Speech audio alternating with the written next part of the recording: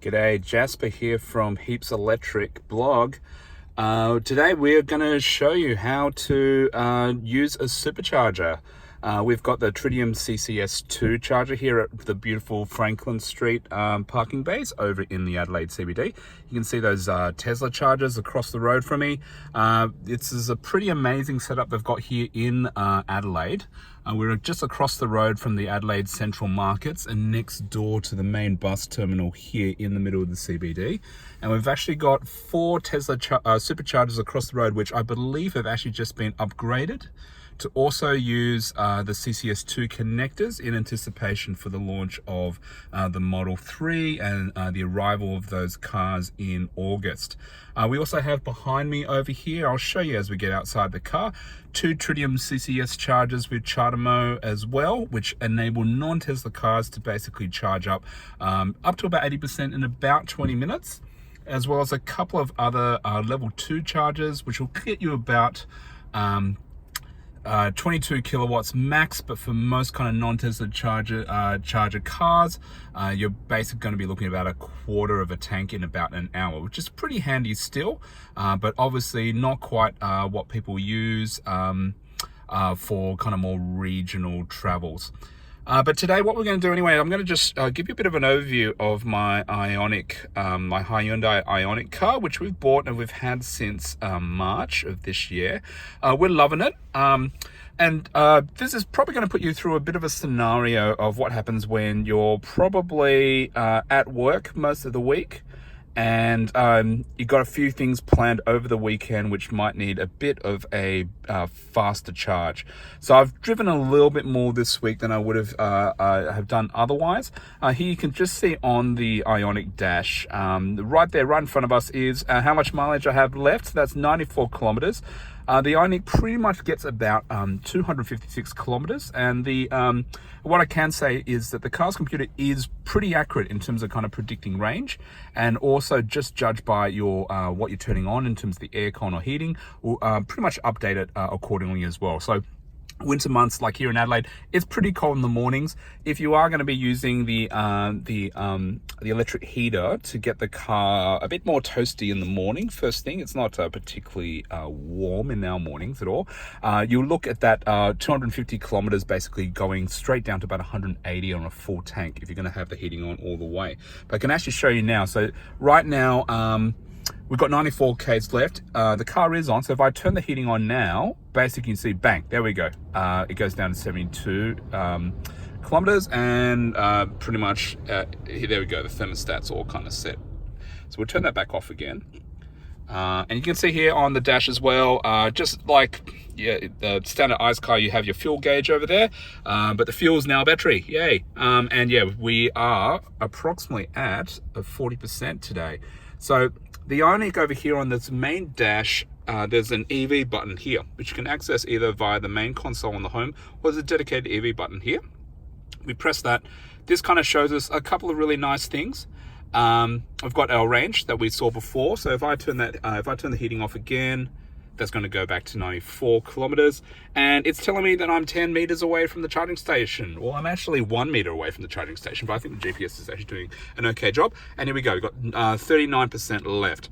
Another couple of things just to show you briefly before we get started with the charging is we've got here the eco driving mode. This basically shows you, since you've turned on the car, the engine, what we've done today. So I've done a bit of driving around Adelaide, up into the hills and back down again. So kind of averaging out, we've got about 11.11 kilowatt hours per 100 Ks, which is pretty good. And also just the history tab here actually shows you how you kind of drive on a daily basis. Now, those driving stats do take about 12 hours, so overnight, basically it will tally up everything. So the next time you start the car in the morning, you should have yesterday's stats available. I think what have I got here is my best one. Well, yeah, they're all kind of in the teens. I think I got a 10. Oh, yesterday, look, I got 8.1. So I was driving pretty frugally yesterday, which is pretty cool. All right, so going back to the EV mode here as well, another cool couple of cool things here is that we've got our different drive mode settings as well.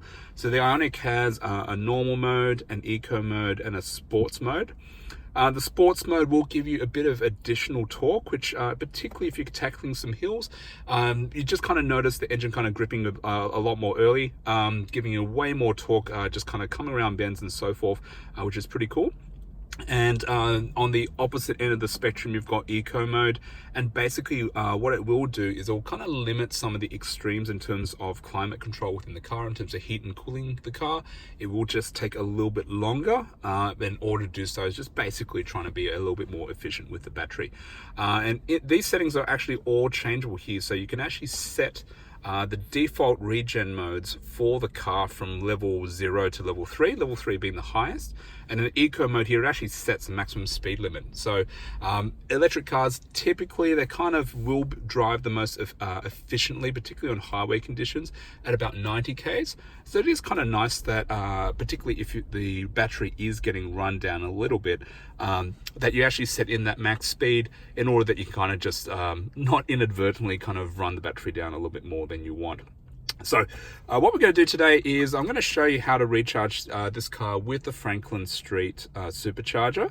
So today I've got with me the Chargefox. This is an RFID card which the company has sent me out. The only reason I'm not using the Chargefox app to actually unlock it is because this is the same phone that I'm using to make this video. So until I get a bit more of a sophisticated kit for YouTube, this is how we're going to do things old school style. So we see here on the other side here, this is our button that we press to open the fuel gauge. The Ioniq, the 2018 Ioniq, which is this particular model, has the fuel port on the rear left. I believe for the new 2020 model that's coming out, it'll basically be the same as the Hyundai Kona, which has it at the front. Which does have a few additional benefits. Being on the rear left does mean that sometimes some of the charge points really don't lend well to having in that position, because they're usually kind of at the end of the park. So a front mounting port can actually be a little bit easier to maneuver inside and outside. So I think that's a bit of an ICE legacy that they've just done in this car, and I think more and more the standards seem to come out that a lot of cars are putting that in the front position. So okay, so we're going to come out, and you can see here, this is the two chargers that we've got here. These are made by VFill. And we've got the other charge point here, which is also with the Chargefox Network. All these provided by the City of Adelaide. And these two here, you've got port B on this side, port A on the other side. Both of these basically Type 2 cars to charge with the BYO Charge 2 cable. But we're going to focus on that another day. Alright, so here's our fuel port here. Still call it a fuel port, why don't I do that? And you can see here, this is the Type 2 Menenkes charger. So if you're just using pure Type 2, that's Menenkes there. But this also has these two ports here, which basically make Type 2 into something called CCS2, which allows us to do direct DC charging, 50 kilowatts or 100 kilowatts, as is the case with this particular station. So this will basically the type of charging that we would be able to get 80% in under half an hour. So, all right, so for this one, let's give this a go. Let's see if this actually works. I'm gonna swipe our RFID tag over here. Let's see, we've got Charter on this side and CCS on this side. So has this worked today? Oh, yes it has. Look, beautiful. And you can see on this side we've got our Type 2 plugs and our additional DC plugs. So we'll go ahead and plug this into the car. Oh.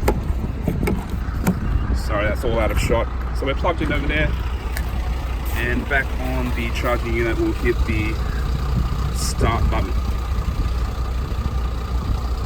And away we go. Alright, so that's connected now. So with these charging stations for DC charging, yep, so we got told here it's synced up with our car. It's said that we've got 39% here. And basically the mode that we're putting on it, we're just going to charge to 80% today. basically for DC charging, because it is charging at a lot higher rate, it will increase the amount of heat released to the car battery as it charges. So typically most of these fast chargers do it to about 80%, pretty much just to preserve the battery life, not to basically overstress it. But you can, if you want to do it to that max charge, but effectively what will happen, that last 20%, the charge rate will drop substantially to try to reduce the amount of stress to the battery. Alright, so we'll go away now, and we'll be back with you in about an hour, or maybe half an hour, and just to see how much is charged in that time and whether or not that's kind of practical for our use. So I'm going to get a cup of coffee now, and I'll be back in half an hour, and I'll see you then.